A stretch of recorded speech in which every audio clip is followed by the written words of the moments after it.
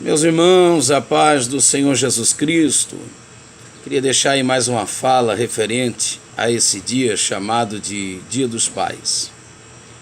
Se você quiser procurar na Bíblia um exemplo de paternidade, conheça o próprio Deus. Quem tem problema de relacionamento com o seu pai natural, ok? Talvez tenha problema de relacionar-se com Deus e tê-lo como pai. Mas Deus é pai, irmãos. Ele é pai. Deus não é padrasto, ok? Acredite nisso, no nome de Jesus. Se você quiser saber quem é esse pai chamado Deus, olhe para o exemplo de Abraão. Ali nós temos um grande exemplo, ok? Um grande exemplo chamado Abraão. Ele não é à toa que é o pai daqueles que creem. Por alguns motivos. O verdadeiro pai, ele faz isso, faz bem ao seu filho. E fazer bem ao seu filho exige em lhe levar a sacrifício, se necessário for, para cumprir o propósito, a vontade de Deus. Nós temos uma dívida interminável com Abraão. Abraão é o homem que dá o seu filho a Deus. E Deus, que não fica devendo nada a ninguém, dá o seu filho aos homens. Então vou repetir. Abraão é o homem que dá o seu filho a Deus. E Deus, que não fica devendo nada a ninguém, dá o seu filho Jesus Cristo aos homens. Nós temos uma dívida interminável com Abraão. Então, o pai que quer o bem de seus filhos, ele faz isso. Leva-os ao sacrifício para obedecer à voz de Deus. Ok? Assim como Ana, nós não geramos filhos para nós geramos filhos para Deus. E a melhor coisa que podemos fazer com os nossos filhos é levá-los ao altar do sacrifício. Por mais que isso pareça doloroso, momentaneamente, mas é a melhor e maior contribuição que nós damos a eles, ok? E o que dizer do pai do filho pródigo? Pai é esse, que deixa herança, que dá herança e que algumas vezes libera seus filhos, permite seus filhos, mesmo contrariado, mesmo contra a sua vontade, permite que seus filhos vão. Mas tem uma coisa, vão impressos em si o amor do pai, vão impressos em si o caráter do pai. Aonde quer que o filho estivesse, ele sabia que quando voltasse, seu pai o receberia. E ele quer ser recebido como jornaleiro, mas o pai o silencia. Você pode contrastar isso, Lucas 15:19. Ele ensaia em oração e diz: quando chegar lá, direi ao meu pai, me receba como um dos teus jornaleiros. Mas verso 21, quando ele abraça o pai e vai dizer: pai, pequei contra ti, não sou digno de ser chamado teu filho. Quando ele vai dizer: faz-me como um dos teus jornaleiros, o pai o silencia. E eu gosto muito da expressão que diz: o pai o cobre de beijos. E nem permite que ele fale isso. O pai não cogita a possibilidade de recebê-lo como jornaleiro. O pai o recebe como filho. Se você perceber ainda mais no texto, você vai entender que o problema do pai com o filho mais velho é justamente porque o filho mais velho não quis receber o filho mais novo na qualidade de irmão, como o pai o recebe outra vez na qualidade de filho. Vou repetir. O pai queria que o irmão mais velho recebesse o irmão mais novo na qualidade de irmão, como o pai o recebe outra vez na qualidade de filho. Você pode pensar na ideia disso?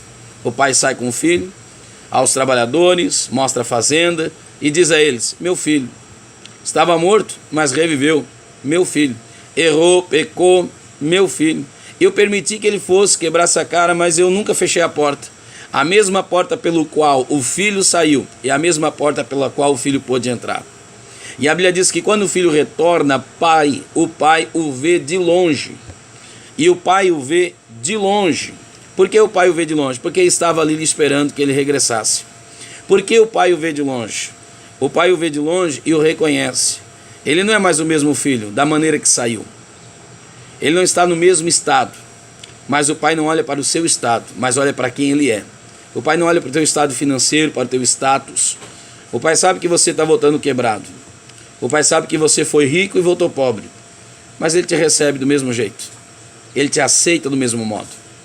Dr. Rodrigo Silva conta que certo missionário foi pregar lá para os árabes e ele contou essa parábola, a parábola do filho pródigo. Quando ele contou essa parábola, os árabes não quiseram ouvi-lo, não quiseram recebê-lo. Por quê? Porque a figura paterna, principalmente no Oriente, é muito diferente da nossa figura paterna no Ocidente. Você já viu como o diabo está tentando, gente? O diabo está tentando esvaziar o sentido das palavras. E você já percebeu como o diabo tem tentado desconfigurar a figura paterna? Por exemplo, os Simpsons. O pai dos Simpsons, do desenho Simpson, é um paspalhão. Todo mundo odeia o Chris. É um paspalhão. Ok? Você perceberá isso. O pai tem sido desconfigurado na nossa cultura. Porém, bendito seja Deus, na cultura bíblica, o pai ainda é um referencial. O pai fala de direção, o pai fala de provisão, o pai fala de limite. Esse é o verdadeiro pai. Ok? O Paulo sabia muito bem disso. Quando ele chega lá no livro de Atos dos Apóstolos, capítulo de número 16, ele conhece uma mulher, uma tal de Lídia, vendedora de púrpura da cidade de Tiatira. Se você ler o livro de Timóteo, você perceberá que essa mulher, ela era a mãe de Eunice, e Eunice mãe de Timóteo. Você perceberá isso. E você perceberá que o pai de Timóteo era um grego, e por isso Timóteo não era circuncidado. Paulo, que sempre bateu na circuncisão, ele circuncidou a Timóteo. Mas como entender isso? Porque o pacto da circuncisão é o pacto abrâmico, é o pacto de paternidade. Paulo estava dizendo, Timóteo não tem uma referência quanto pai. Seu pai é grego. Ele não tem uma referência de paternidade. Então ele precisa de uma paternidade. E ele então adota Timóteo como seu verdadeiro filho na fé. Então isso é paternidade. O filho precisa dessa figura paterna a fim de ter em quem referendar-se. Lá no livro de Filipenses capítulo 3, Paulo fala dos falsos obreiros que exercitam a falsa circuncisão. Se você quiser saber o que é a falsa circuncisão, leia o livro de Gênesis. Se não me falha a memória, capítulo de número 35, quando Diná é desflorada. A Bíblia vai dizer que os siquemitas, ok? Os descendentes de Siquém fazem coisas indevidas. E então 2 filhos de Israel, 2 filhos do velho Jacó, concordaram de que Diná só poderia ser esposa desses, se esses também fossem circuncidados. Eles não poderiam ser incircuncisos. Quando esses circuncidam-se, a Bíblia diz que eles estão fraquejantes, eles estão enfraquecidos. Sabe o que a Bíblia vai dizer? Que esses filhos de Israel, esses filhos de Jacó, vão lá e o matam, passam ao fio da espada, porque eles estão enfraquecidos. Isso é a falsa circuncisão. Isso é a falsa paternidade. Quando alguém, ao invés de circuncidar, ao invés de circuncidar, está castrando o indivíduo. O verdadeiro pai, a paternidade não é castrar.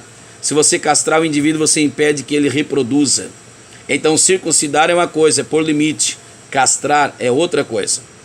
Para terminar o assunto, Josué capítulo de número 5, Josué está liderando uma nova geração e ele quer entrar. Ele precisa entrar na terra prometida. Sabe o que a Bíblia vai dizer? A Bíblia vai dizer que Deus fala com ele e diz assim, só resta o Jordão. A bênção está ali. A terra prometida está chegando. Porém, essa nova geração, não foram circuncidados. Afia as facas e circuncida-os, porque os filhos tomarão o lugar de seu pai. Diz-nos a Bíblia que eles vão circuncidar. Quando eles estão circuncidados, Deus não permite que eles sigam a jornada, que eles passem o Jordão. Eles precisam ficar ali com os seus filhos até que os filhos sarem. Então essa é a verdadeira paternidade, essa é a verdadeira circuncisão. Você chama atenção, você põe limite, mas você não quer matar. Você não permite que os seus filhos saiam sangrando, a fim de que não morram pelo caminho. Então você chama atenção? Chama, mas fica ali em redor, até que eles sarem. Fica ali em redor, cuidando, dando atenção. Isso é paternidade. Você repreende porque você quer o seu bem. Como todo pai repreende o filho, assim Deus o faz com aquele que o ama. Está na Bíblia, Apocalipse 3 e 19, se não me falha a memória. Mas você vai ficar ali, irmão, você vai ficar ali, você circuncidou, mas você não castrou, você quer que ele reproduza. Você não pode ser a única fonte de reprodução. Não importa quantos filhos você tem, mas quantos filhos têm os seus filhos. Quando Davi derruba o Golias, 1 Samuel 17, Saul está no trono. Saul pergunta a Abner: de quem esse moço é filho? Olha que interessante. De quem esse moço é filho? Saul não pergunta o nome desse moço. Saul pergunta de quem ele é filho. Isto é, se o filho derruba gigante, o que o pai não pode fazer? Provérbios 10:7. A memória do justo é lembrada. Então a honra do pai passa pelo exercício dos filhos. Você vai encontrar isso no livro de Provérbios, que o filho bem-aventurado, ele honra o seu pai. Ele serve de memorial. Ele honra os seus pais. Que Deus abençoe. Em nome de Jesus. Amém.